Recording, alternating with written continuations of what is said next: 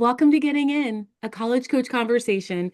I'm Kyra Tyler, a senior director here at Bright Horizons College Coach. I've been with the organization for 20 years. I'm really thrilled to be here with all of you today. So today on our pod, I'm going to be joined by three of my colleagues. They're incredible. You will likely recognize all of them because we're lucky to be able to have two of them back, continuing a segment that we started in June. So I will introduce them now. Their names are Aysha Wong, Blair Dixon. Hi, ladies. How are you two today? Doing Great. well. Thanks for Yeah. having us, Kira. Yeah, Thank so you. glad you're back. I'm going to remind our listeners of your illustrious bios just so they can get some perspective. Aysha was an assistant director of admission at the University of Florida before coming to join us here at College Coach. And then Blair worked at Brandeis University as a senior assistant director of admissions in the Boston area. She's also been an advisor within the Boston public school system. So I'm really excited that we're back here today. I think as we were preparing, was it you, Blair, who was like, yeah, we said we would do this again. And then, oh my gosh, here it is. Yeah, suddenly it's November, but Suddenly it's November. But big shout out and congratulations to all of our students who seriously. successfully submitted some applications for either an October 15 deadline or November 1st deadline, or the 3rd or whatever that looked like for you. We're really proud of you. Happy for you all. Thank you. Um, So we're going to go ahead and if you didn't listen to our first recording, that came out on June 12th, I believe, where we incorporated some clips from Legally Blonde, Never Have I Ever, Forever. Um, there might have been another one in there, but we had a really fun conversation. And so we thought we would pick it up. And the reason why we wanted to take this approach is that, for some people, like they learned about the college admission search process through popular media. And so, which I think is helpful, useful, right? But can also have, maybe some misconceptions out there. And so we thought we would give an opportunity to talk about what's real, what's not, what we like about some of this stuff, what we feel we would like to sort of, myth bust. And so that's why we're back. So, Blair, do you want to get us started with Forever, fantastic Yeah, Netflix series, and then definitely. we'll circle back. Sounds good. Yeah. So this is a bit of a continuation from episode one. So I'm going to replug June 12th. Go watch that episode or listen to that episode wherever you get your podcast. But we're going to continue the conversation with Forever, which is a new adaptation of a Judy Blume novel, perhaps for what are millennials out there? That was a core part of maybe your adolescence. Gen Xers. Gen X, yeah, probably more Gen X. Yes, okay. Yeah. Um, but we find our friend Justin here. If you are familiar with the show, he is an aspiring college athlete, particularly at the D1 level, with very involved parents who have a lot invested in his future. So we're going to listen to this clip here and we'll discuss on the other side. Awesome. Mhm. I was a high-level athlete. I knew where I was going by my freshman year. So, Justin, have you received anything? Have you talked to any coaches? I mean, no, not yet, but I still have a year to play. Well, next session, let's get Coach Derek in here. He will help us map out your options and your journey. No. Actually, Coach Derek is the problem. How's somebody supposed to recruit my son if he got the best shooter on the bench? That man does not care about winning. He cares about sucking up to CEOs. Go to a game. Their sons run up and down the court. I can't speak to those politics. Like I said, we talked to Coach Derek, but Justin, if you want to play ball, there are so many good schools. D2 and D3. Let's try basketball for a second, okay? Can Justin get into an elite college without it? We can try, but his 2.7 GPA sort of limits his options. He's a solid B. $40,000 a year should be incentive enough for him to get an A understanding. Now that we're all clear on the priorities, let's enroll him in honors classes next quarter, in AP classes next year. That'll really boost his GPA. We should strongly consider early decision. Speaking of which, Justin, why is the question? Okay. Wow. Thanks, Blair. Mhm. What do we think? What do we think that Netflix got right? Either of you can feel free to start. Yeah, I think, just kind of this screen grab here for those listening, we see Justin very removed, a bit zoned out, overwhelmed. I think this entire episode, does a really great job at, kind of showcasing the anxieties that come with the college process, especially if you have big goals, that are, hard to attain for anybody. And, Justin has a 2.7 GPA, so a more modest academic profile, aiming for elite colleges.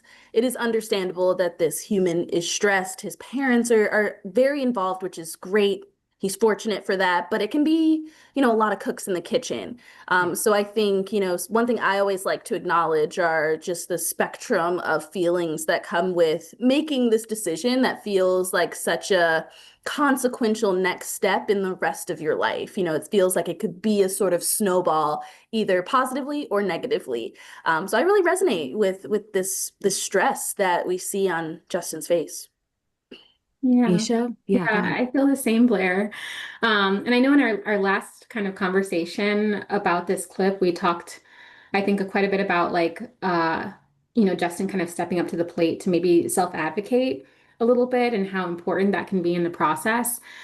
And I think at the same time, there's a lot to be said about the parents, right? And their expectations, we kind of heard at the end of the clip, it kind of like trail off as they had this discussion with what I'm assuming is a counselor. And there seems to be that misalignment between what they think should happen in the process and the reality of what is actually happening seemingly in that moment. I don't think that's uncommon at all. What I really appreciate is the fact that they do have this third party person there in a way, right? Like they seemingly have a counselor there that's saying like, it's okay to look at D2 and D3 schools. And, this is what Justin's GPA is. And I think there's value in having someone with some expertise in the mix. I think we can, of course, say that as people who do this work ourselves, but there's a lot of value in having a school counselor and seeing that person as a partner in the process for you as a parent and for you as a student. And so I really appreciate that about this scenario and hope that, parents and families and students can really feel comfortable kind of asking questions earlier in the process and using these like human resources that are accessible to them for this process, whether it's a school counselor or a private counselor or someone in their life who, the admissions counselor at the institution, someone in their life who's knowledgeable about the process and kind of having that conversation sooner rather than later to avoid what they seem to be encountering in this moment. Yeah. And I would also say we're talking about a athletic recruit hopeful, your coach, if that is you, something that the guidance counselor just kind of threw out there is like, let's get coach, whatever their name is, in on this conversation. If you are, seriously considering or even just like mulling over the thought of, being in contact with college coaches and going through the formal recruitment process, your coach is a fantastic resource for you as well. So definitely, you have a village, whether it is immediately obvious or not. Justin has a huge village, which, could be a little overwhelming. But I think to Aysha's point, starting earlier could have helped alleviate a lot of this stress. I was trying to figure out like, when do we think this is in the school year?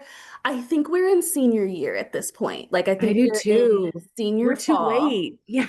You're not getting, I mean, I don't want to say never, but D1 recruitment fall of senior year is deeply unlikely. So again, D2, D3, like we need to expand our perspective of, what it might look like to be a student athlete. I know we talked about this in the last podcast that, don't just set your sights on D1. There can be great opportunities to have a more balanced college experience where you are a student first, then athlete, which is a bit more difficult at the D1 level, depending on your sport, of course. But, just kind of expanding the search, seeing, what is your other criteria that you're looking for in a college other than I want to play this sport, and try and find that in-between balance. I would agree. And this hit me a little bit differently this time. And I don't know if it's like now that we've seen our kids through the process, like before when we were talking about it, we were sort of speaking about it from the perspective of summer and like planning for Yeah. it. But I also really resonated and it kind of broke my heart a little bit. This is an excellent actor, this young man, because he really made us feel sort of the vacant stare and like the feeling of like sort of helplessness coupled with overwhelm that I think sometimes we experience. And sometimes it really is, to your point, Blair, like when was this happening? He probably realizes, oh my gosh, like we missed the boat? Is it too Mhm. late? And I think that's all sort of crashing down on him. At the same time as this conversation is happening, while he's also watching the adults in the room not communicate, they're not on the same page, Yeah, right? yeah. So it does feel like a lot swirling around him, and I agree. Like I give a lot of props to the counselor, because I'll say for myself, sometimes it's hard to say the thing that needs to be said, but that somebody in the room is not going to want to hear. Like Mhm. those parents did not want to talk about something beyond a D1 opportunity, Yeah. but the counselor was right in saying there is happiness and opportunity beyond just Division I school. So Mhm. I really applaud counselors who are brave enough to sort of say the quiet part out loud.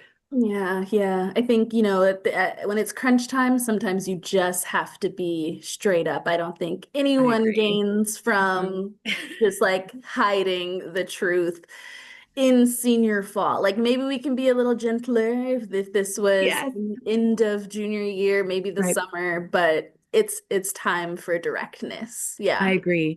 And don't you all think too, to the point of like a coach?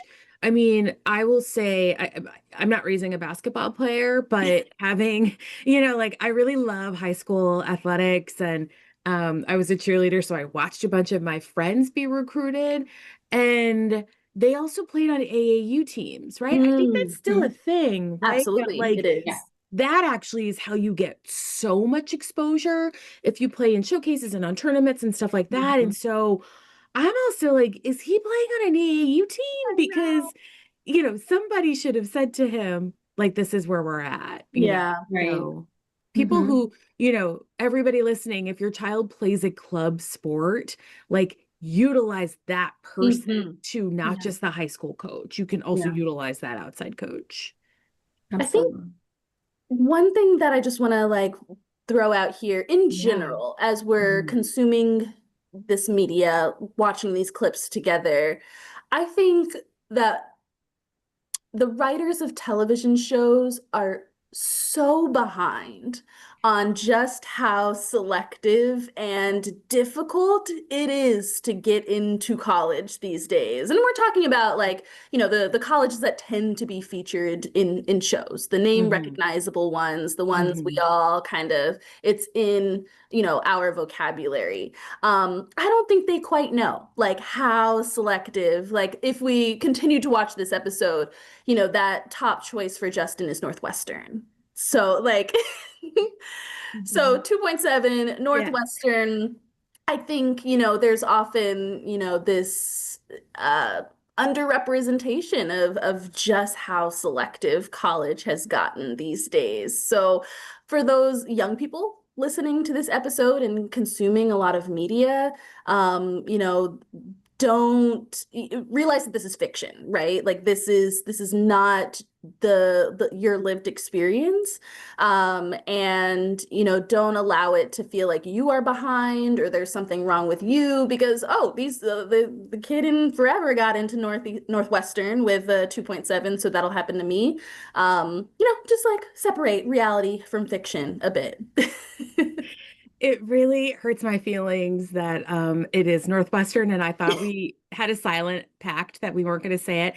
Listeners, I'm saying that because I'm a really proud Northwestern alum, and Justin seems like a cool kid. He could make a Yeah. great Wildcat, but Mhm. I think what I would be trying to do is like, as a counselor, be like, I love that you love Northwestern. Yeah. Let's try to find you a Northwestern that will meet you where you're at Mhm. academically, because the other part of this is that it's like not just the getting in. I mean, we all know this, it's not just the getting in, it's the getting there and doing the work. Yes. And the work of a D1 athlete at a school as rigorous as a place like Northwestern or WashU or wherever, right? Like there's travel. The Big Ten is, it feels like a global conference at this Right. point, so to balance a flight from Chicago to LA or Oregon, it's a lot. So I think to Blair's point, I don't disagree. I also think though that they're behind, but so is everybody else. Absolutely. Yeah. Right? That's what I was Aysha, gonna do you want to say. say something about that? Yeah, I was gonna say that is, I mean, unless you have a student who is like actively navigating the process in a very engaged way, and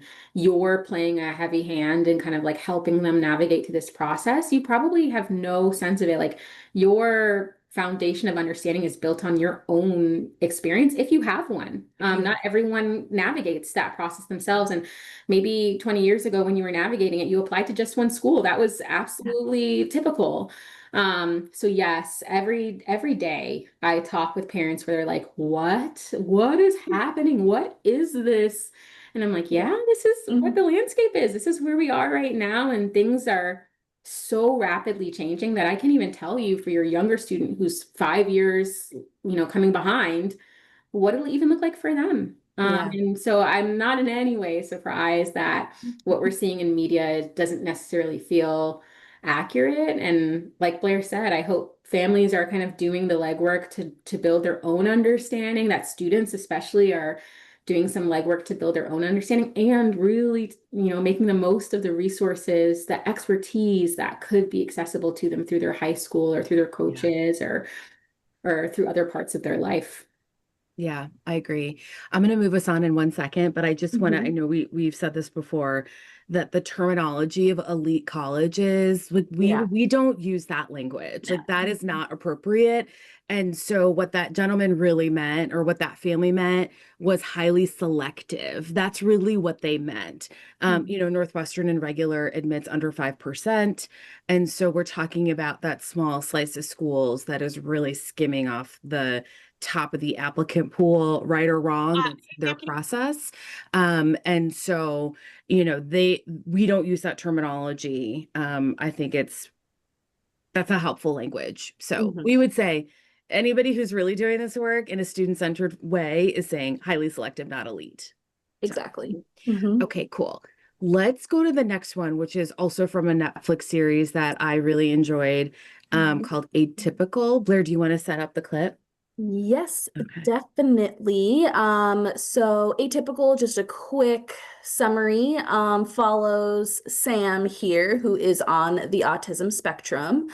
He is a high school student. In this scene, he is a senior, and is just trying to figure out his next steps with all of the considerations around, the typical considerations of finding a good fit college, but also, as the title suggests, perhaps the atypical things to think about that are specific to Sam and his needs. So we'll go ahead and take a listen. Thanks. Can you hang back 1 sec? Okay, if you're wondering who took all the cookies, I saw Noelle dump like 10 in her bag. Narc. No, actually, I wanted to talk to you about colleges. I told you I want to go. And I'm so glad, but the application deadlines have mostly passed, so I think I can convince a couple of them to make an exception, but I need some guidance from you. You need guidance from me? You're a guidance counselor. That is ironic. I see that. Okay, look, I just need you to do some research, come up with about 5 places, and meet me in my office maybe day after tomorrow, and we'll go over them. And nice dance moves. I like this. To help me decide, but it's worthless. Dance moves. Good at feeding turtle. Oh, my sweet summer Sam. You really think these are your strengths? You're being too modest. I am? Oh, for show, dinosaur? For one, you're super focused, especially at work. Remember that time you saw that punk stealing an Xbox in the reflection of my glasses? Yes, and then you tackled him. Mm-hmm. Brains? Bronze. 2, you're dependable as heck. Catch. See, I knew you'd catch that. 3, even though you're so skinny, you're an excellent source of body heat. I leave my space heater at home when I know we're working together. Thank you. You're very welcome. Look, I know you're scared about where to go to college, but cuddle up and listen to Papa. Life always works out, usually.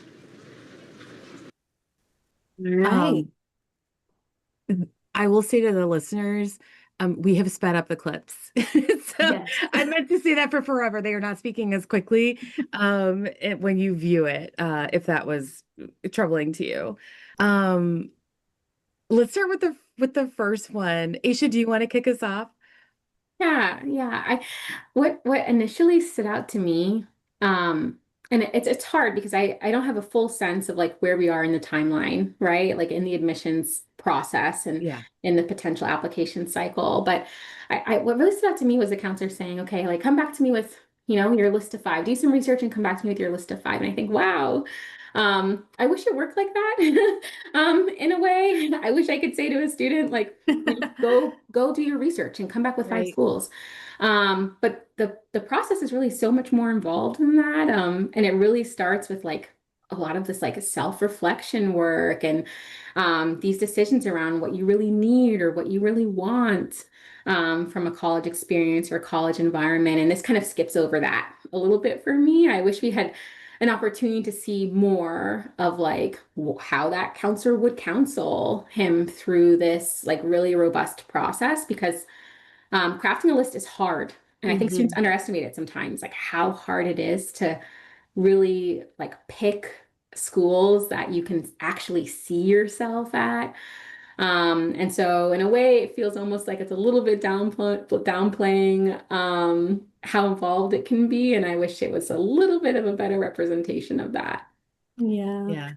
I think what she did well, though, was emphasizing the necessity of Sam being in the driver's seat here. Like, I think she even says like that phrase, like, I need, you need to be the one to be deciding what makes a college a good fit.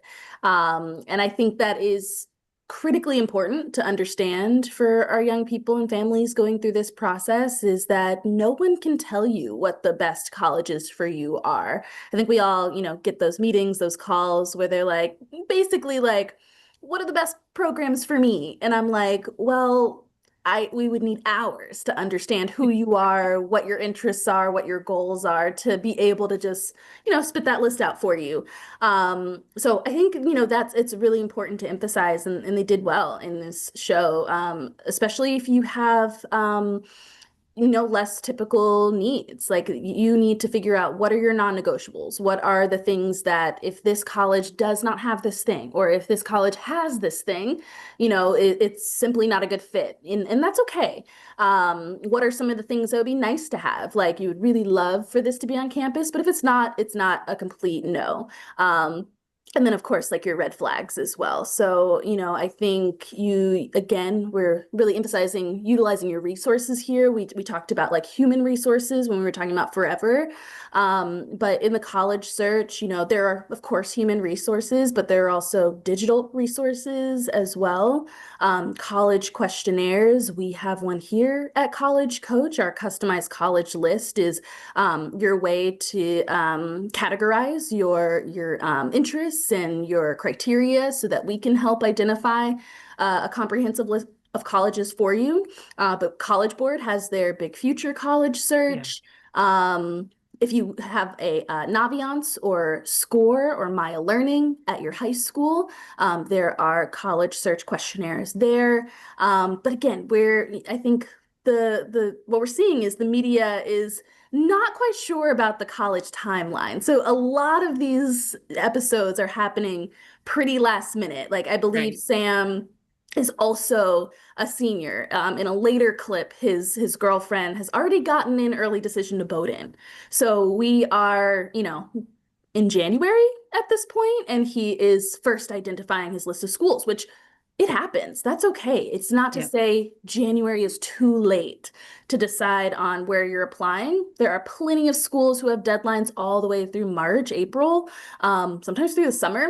So it's not too late at this point. But if you are a 10th grader, an 11th grader, and you're listening to this, save yourself a little bit of stress and just start identifying that criteria a bit earlier. Yeah. I appreciate that they used Bowdoin here because for everybody listening, it is spelled Bowdwin, pronounced Bowdoin, not Bowdoin. Like, isn't that every time someone says that, I'm like, oh, please don't, I mean, if they're gonna go visit, I will typically correct them because I cannot let you step Yeah, on that absolutely campus not. with that crazy. But so I do appreciate that they kind of like got that out for us. But just want to highlight like it is normal and necessary to know what you want in a college. Mhm. Okay, like it's a huge investment. It's a big leap. It's, potentially, 4 years, depending on what kind of a program you're doing. And so if you need this program to have American studies or you wanted to have kinesiology, Mhm. do that, Find right? those Like, schools. please do not then peel that away because you went to UF. I'll use Aysha's school. You fell in love with Gainesville and you loved like everything else, but they didn't have the program. Then it's not the right place for you. Yeah. So there are some things that I think people can be fuzzier on, but there should be some real definitives that are Mhm. helping to drive your search. Major's a really good one, or academic interests if you don't have a major, or cost or size, but you do want to have something firm to hang on to sort of anchor your search. Mhm. What do we think? I'll be positive. What was challenging about this that if we could talk to the writers, we would say you might want to tweak this? I think one of the things I picked up on was like Sam is asking when he's having this conversation with his coworker, like, what are my strengths? Like they're talking about his strengths, which I think is really good, right? Like I think it is Great. important to acknowledge like what are Yeah. your strengths and what role might that play in like the right environment for you. I think that's good. But I think another important question could be like, what are my weaknesses? Like, where do I need support? Where might I need resources? Especially for Sam, if he's already in a position where he's getting a lot of support and resources. If you watch the show, he has this like village behind him in a way. How is he going to replicate that in the college space, and which colleges are going to give him the opportunity to continue to have this village? And so I think that is an other important question that he could be asking. I wish it was a list of strengths and weaknesses Mhm. that connected into his potential college space or college environment. Yeah, I appreciate that. Blair, what do you think? I was also going to call that out as well. I was like, yeah, it's interesting that when building a list of colleges where he wants to apply, he's only reflecting on his own strengths. I, at this stage, would, flip it onto the college. Like, what are the strengths I of love this that. college, the areas of growth for this college? In the same way that admissions officers are trying to identify applicants who are a good fit for the institution, you should be doing your own little selection process of, who is going to be a good fit for me. These institutions, when you go on a campus visit or an info session, or interact with them in any way, it's, they're auditioning a little bit for you. And I think it is completely valid and important that you look at it this way. It's not, it's you earning a spot at that institution. But it's not at all costs. If a school is not a good fit for you and they didn't do well in their audition process, then that's a good indicator that regardless of name recognition and prestige and how Yeah. impressive it would be to tell people you got into this school, that's not a school that needs to be on your list. So I would have, if this were not a television conversation, I would make sure that the listing of strengths went both ways. Right. Mm-hmm. Yeah, I mean, I used to ask that question to that point, Blair, in an interview, like, or I'm sorry, I would say to my students as they're preparing to interview, you should ask the interviewer, like, if they could change one thing. Yes. I think anybody who's able to turn a critical lens on themselves in a productive way, maturely, like, that's somebody that I want to be engaged with. That's an institution that I'm curious to know more about, right? If they're like, what? We got nothing to teach. We're great. I'm like, oh, that's a place that's not looking critically at the full experience for their students. And Yeah, so absolutely. yeah, that's great. I'll give another plug. Both of these series I can't say enough about. They're really excellent. ways to spend some time, good for families to watch together as well. So, let's go to the next clip, which is Let's do a it. film Yes. called Lady Bird, Mhm. that I really loved. It's a Yeah, good definitely. Okay. Okay. Lady Bird. So this is the iconic scene where Lady Bird barrel rolls out of the car to avoid a conversation that she wants to escape. Here we go.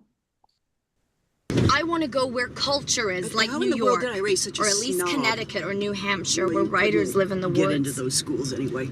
Mom, You can't even pass your driver's test. because you wouldn't let me practice The way enough. that you work, or the way that you don't work, you're not even worth state tuition, Christine. My name is Lady Bird. Well, actually, it's not, and it's ridiculous. Call me because your Lady name Bird is like you Christine. said you would. You should just go to City College. With your work ethic, just go to City College and then to jail, and then back to City College, and then maybe you'd learn to pull yourself up and not expect everybody to do everything. Okay.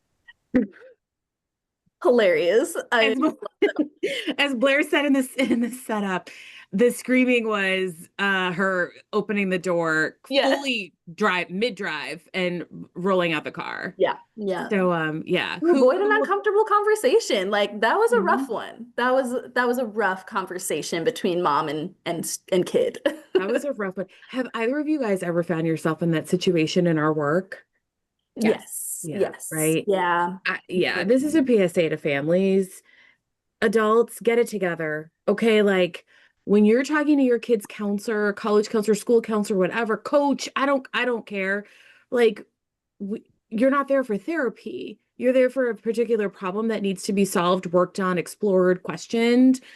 And so be aware of the other person that is not a part of your family unit. It's deeply uncomfortable.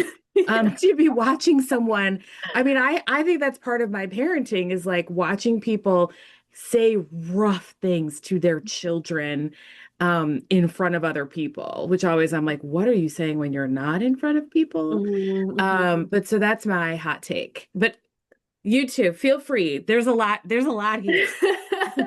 Yeah, it was a hard watch. I think some of the hurtful things, I always operate from a place of empathy for everyone who is experiencing this very stressful process. Like, of course, it's stressful for the student, but I think we sometimes forget the stress that parents and guardians and support systems are experiencing, watching their young human navigate it all.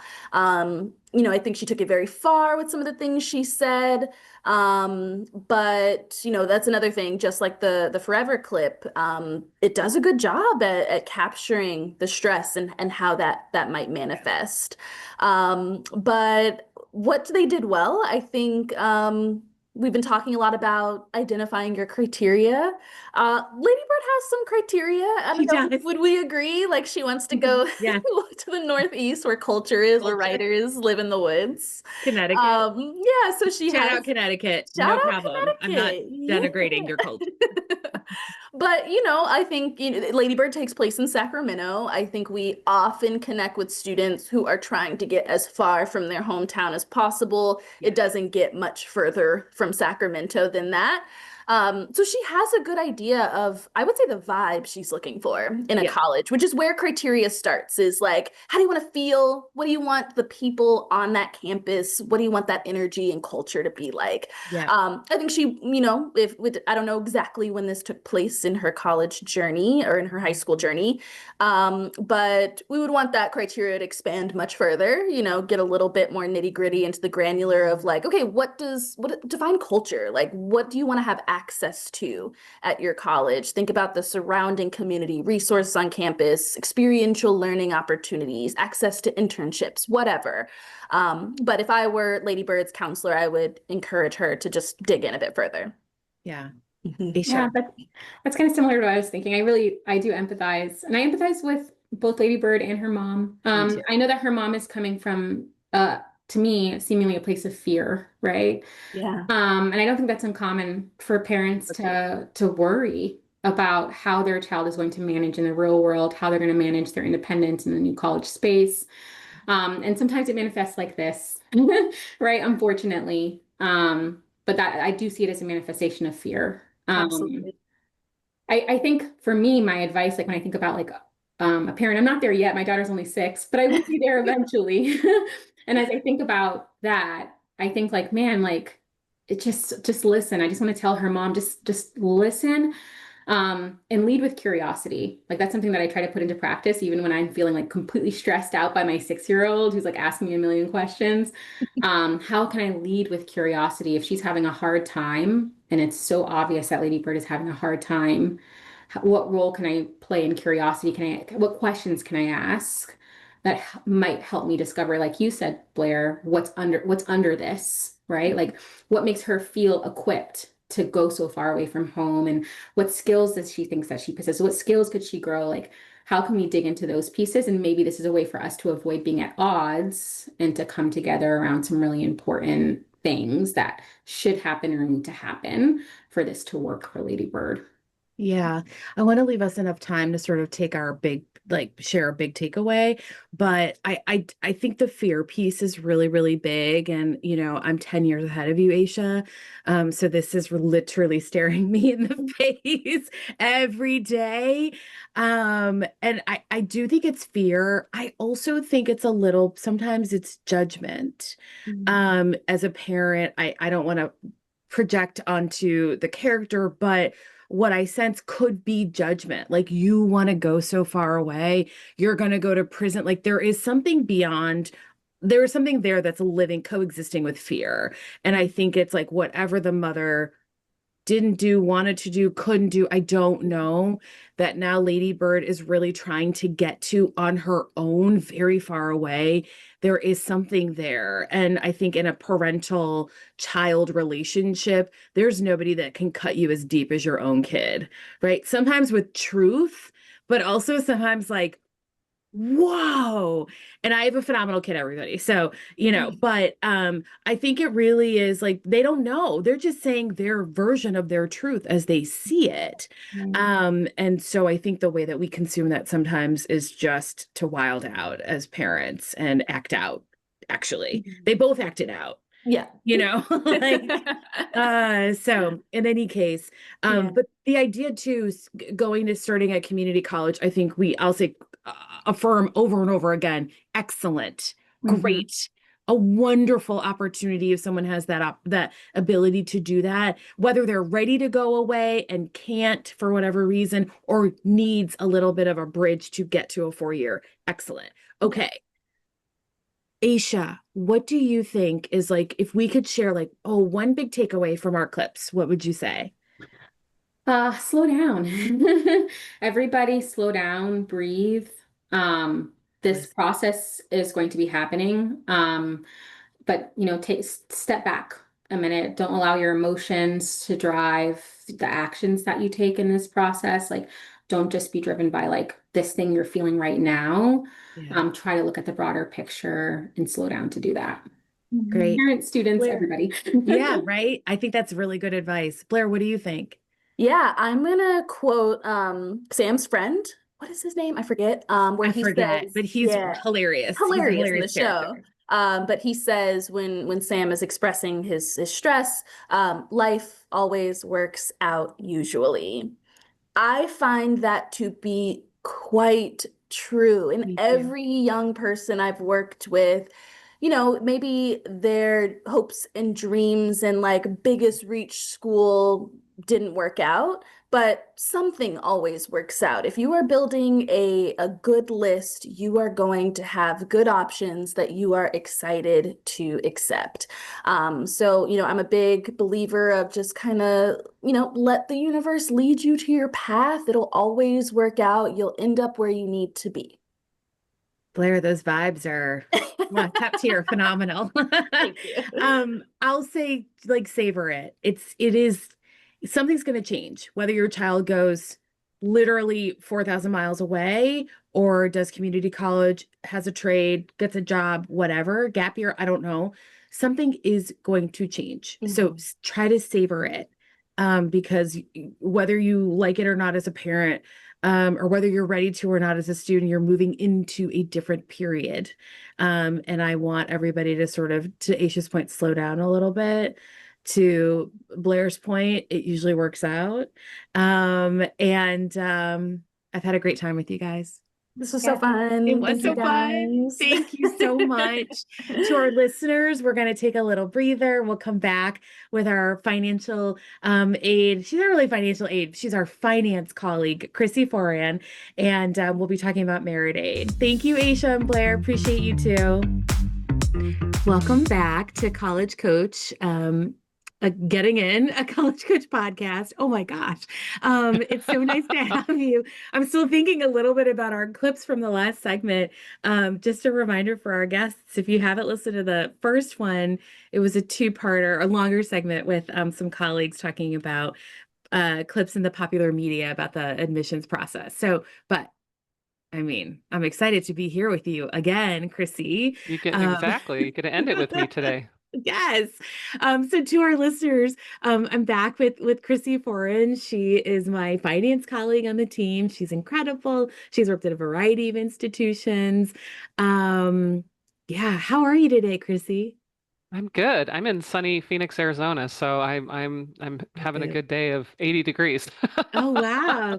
We don't have that here in Chicago, but I can't do 80 degrees in November. It doesn't feel right to me. It feels So really good to we're me. each where we're supposed to be, my We friend. are. I love your sweater. I was going to say you are perfect Thank for where you. you are. For those of you listening, I'm wearing a Fair Isle sweater because why not? Gorgeous. Yeah, thank you.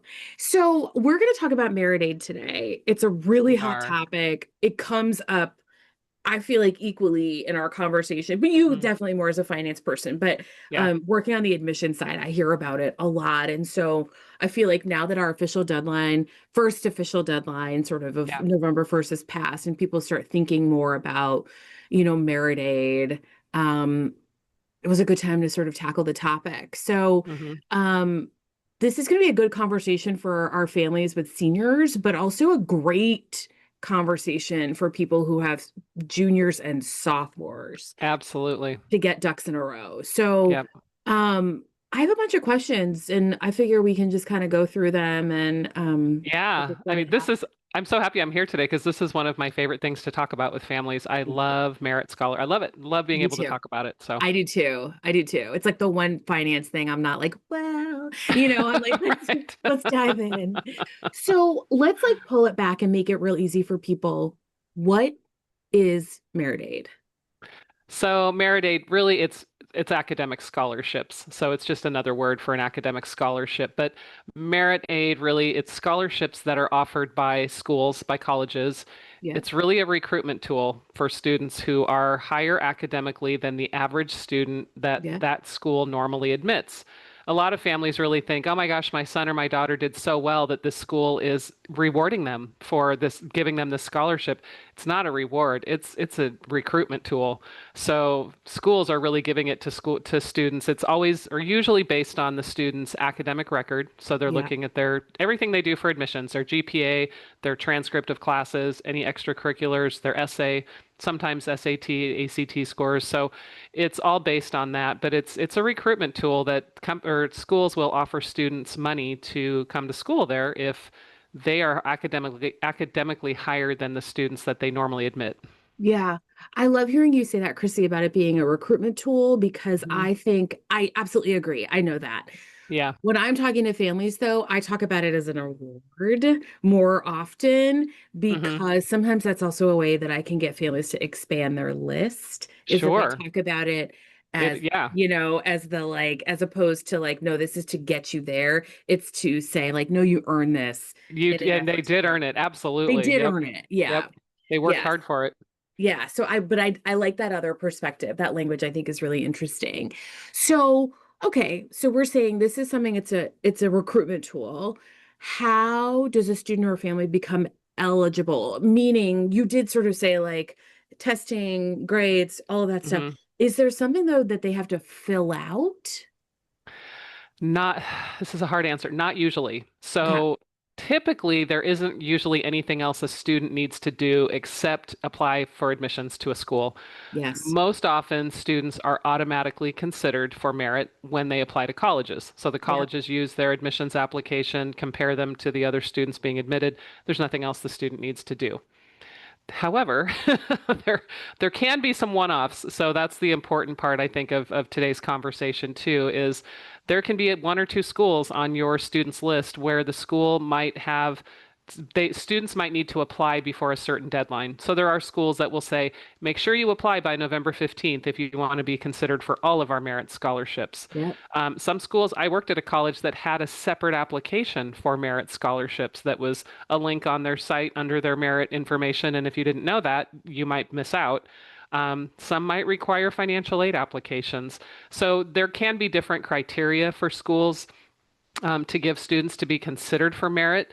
So it's really important as you're putting your list together and deciding like what colleges might offer you merit, make sure you're looking at the merit section of the school's website to see if there is anything else extra that needs to be done to be considered. But I mean, usually it's an automatic process, but as soon as I say that, there's going to be a school that, you know. You and I start thinking about, well, Exactly. there's this school and there's that school. And Yeah, I can tell you some We schools can't off help the it. top of my Yes. head, as can you. Agreed.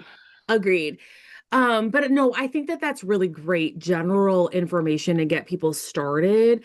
And I Yeah. mean, the other thing is that, listen, if you don't find it on the website and you really, you know, maybe you spoke with us, you're, you know, or you listened to a pod or whatever, you read one of our blogs and you're like, but I thought this school needed something different. Email, call. Yeah. No Yeah. big deal. Like Yep. nobody's upset to be able to make a human connection with somebody about Mhm. a really good question. Absolutely. If that information isn't available more readily. Is Merit Aid ever need-based? No, well, again, not most, usually no.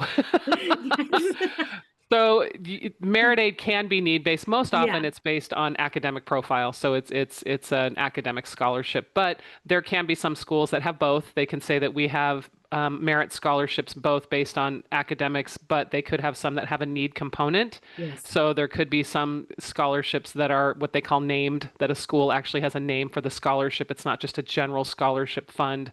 Yeah. And sometimes those, they can have a need-based component to it. But again, more often than not, merit.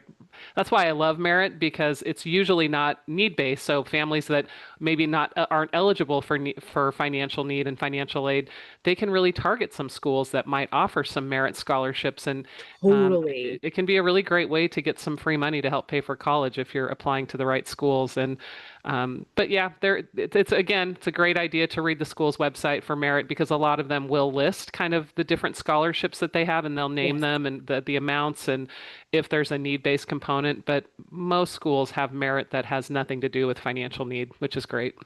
It is great. It is great. I'm curious. So does every school offer Merit Aid? No, sadly, no. I know. Most schools, should I sit feel on like this I'm like question most for- schools. I know. We should sit on this question for a minute though, because I feel like Yeah. we say this to people and they don't always get it. So Yeah. so go ahead, answer the question and I'll offer a little admission, something. So not every school offers merit scholarships. Most do, but there are some one-offs. So if your child is looking at more highly selective schools that don't offer merit, or I'm sorry, highly selective schools, a lot of them don't offer merit. So I'll give you some examples. The Ivy Leagues. So any school in the Ivy League, Harvard, Yale, Penn, Brown, those guys don't offer merit scholarships to anybody. They only use financial need as a way to give their money. Stanford, MIT, Carnegie Mellon, Caltech, Northwestern, Boston College, Georgetown. So there's it's not a ton of schools. There's maybe, I don't know, 45 or 50 that don't offer merit or have very limited merit. Amherst, like some of the lots of the like highly selective small liberal arts colleges don't Yes. either. Yeah. Yeah, like Duke is very limited. So they do offer a little bit, but it's real limited. You have to be really kind of the top of the top to get that. So again, it really helps to check with the school's website to see. They'll say right there when you type in merit scholarships, while we don't offer, academic based, we do offer need based and that kind of thing. So, but on average, most schools do offer some form of merit. It's just more of there's about 45 that typically don't. And so those Yeah. are the ones you really need to kind of watch out for. And it is tricky because sometimes, families will come to me and be like, well, my nephew or my neighbor or whatever, somebody at the swimming pool got a full ride to Princeton. And I'm like, I'm thrilled for them. Right. I know what that means. They Yeah. don't know what that means, right? Yeah. What it means is that it's because the student needed it in order to attend, and that is the Yeah. right thing to do. But Yep. it doesn't mean that they got it as a function of their performance, right? Like Right. that's sort of Right. and it Yeah. does get tricky because you don't want to take that away from somebody, but Right. it's also like, yeah, but I don't know that I would expect that for you, because if you don't need it deemed by the Yeah. school based on your Yeah. income, then you're not going to get it, right? Right. So Yeah. And I mean on the other side, schools that don't offer merit like the Ivies, they do they meet super 100% generous. of the Yes. gap. So if Yeah. a family does have high financial need, they Right. will cover 100% of what you are supposed to pay, what you Yes. can't pay, basically based on what the government says and the school. Right. So I think they are using their dollars really wisely, because the people Mm-hmm. that can pay, right? Yep. And Yep. the people that cannot pay, but they deserve to be there, great, let's help them get there. And so I think Yeah. that's really noble. I appreciate that. And I also see the other side of the majority of schools who are like, we cannot make our class if we Yeah. do not offer a Yeah. significant amount of merit aid to people who may or may not need it. Yeah, and I talk with a lot of families who may not have financial need based on their income, yet they still want their kids to look at these more highly selective schools. And Yeah. if it's not something they can afford to pay, and they're not getting merit, they're not getting need-based aid, you really are paying the full sticker price. So That's right. those are the two: merit scholarships and need-based financial aid are the two biggest ways to get help paying or reduce that sticker price, I guess, get Yeah. that discount. So if you're not getting either, you're really paying that full sticker price. So You that's are. just something to look out for. Yeah, and Chrissy is being lovely by just saying sticker price, but I'm going to tell you guys what that means, which is at these schools, it's like, what do you think is the cheapest? Like 92 plus. It's like probably like 92 up to like 105, Yeah. Yep. right? Yeah, we're Okay. over $100,000 now with some of these Some of these schools. places. I never been doing this 25 years, and I never thought I would see that, and here we I are. know.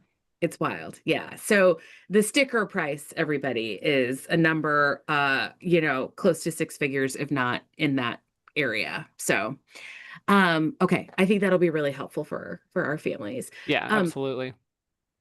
Does getting merit aid impact a student or a family's ability to also get need-based aid? It can, for Yeah. sure. So, as we were talking, there's two different kinds of aid when financial aid offices are awarding students. You can get merit aid versus from the admissions office, or you can get athletic scholarships, or that kind of thing. Yeah. And then there's need-based aid based on your income. So, some schools have what they call, most schools have a cap, which means if a school costs $65,000 a year for everything, housing and food and tuition and fees and books, Yeah. schools are not allowed to award over that. So if a school gives a student, $30,000 of a merit scholarship, and the family is still eligible for $60,000 of need-based aid, they're not going to be able to get all of that. There's a cap that the government sets for each school that they can't award over. So that being said, yeah, you have to be able to get you can't get more than what it costs for the year between merit scholarships, other private scholarships, need-based financial aid, pretty much anything that you're using to pay for school. But schools also can have institutional policies where some schools will reduce need-based grants dollar for dollar if they get a merit scholarship. So if a student's eligible for $20,000 from a need-based grant, but the school gives them, $30,000 in merit, they may reduce that need base because they're getting so much merit. So some schools will kind of reduce dollar for dollar. Other schools, I worked at a private school up in Washington, we actually stacked. So we did say, oh, you got a $10,000 merit. Well, we're also going to give you, $20,000 of need-based financial aid, and we stacked it on top of each other. So it can be the same with outside scholarships. We talk to families all the time with private scholarships, and hey, if I find a bunch, how does that affect? It can affect. The school can reduce what they're offering if a student brings in enough outside or private scholarships into the school from other sources. They can reduce what they're offering. So it's really a good idea. Again, talk to the schools if you're thinking, gosh, my child's going to get a big merit and we have need, or we found a lot of good private scholarships that my child won and we have need and merit. Talk to the school, find out what their practice is, what's their policy for, do they stack, do they, replace kind of dollar for dollar, because that can make a huge difference. It really can. And excuse me, working on the admission side, those were really hard conversations to have when people didn't understand Yeah. that, like, if you work at a school or your kid's looking at a place where they don't stack and instead they just like sort of take away what they will offer based on those are tough conversations. So, well, and we did that at one of the schools, the same school I worked at. We did replace, I guess the admissions did. So they would offer like a general merit scholarship from a general fund. But then if the student applied for a different merit scholarship that had a name to it, like a family set up a scholarship, if they received that one, they would reduce their general fund. So students didn't understand that, or families, they'd go, well, gosh, we thought we'd be getting both. It's like, well, no, we replaced one for the other. I know. And it's a business. It's a business. They're here to make money too, unfortunately. Yikes. No doubt. No truer words. It's a business. It is, right? Like it's an important business. It's a business doing really good work, but it is also a business. Absolutely. Yeah, those were tricky. But this is also like, let's put a plug in early for negotiation. Absolutely. You right? can negotiate those merit scholarships. Yep. Yeah. Yep. Okay. Usually in the spring. Wow. Chrissy, our time flew by. It did. It's so fast. We need another half hour. We do need another half hour. But to everybody listening, I'm really glad you were here. Thank you. Thank you to Chrissy for continuing to share her knowledge. I think this was a really good conversation about Merit Aid. For our listeners, come back next week. Sally Gang is going to be here in the host seat. We're going to be talking about honors programs. Good way to get scholarships sometimes. Good way. Engineering majors and working during holiday breaks for current college students. But in the meantime, you can find us on any major platform, Apple, Spotify, Amazon Music for our pod, here at Voice America. They're released every Thursday. We're really glad you're here. Read our blogs and give us feedback. We really love it. We take it seriously. And I'm really delighted you allowed me into your ear holes today. Thank you for the time. And here's to a really great rest of November. Thank you so much.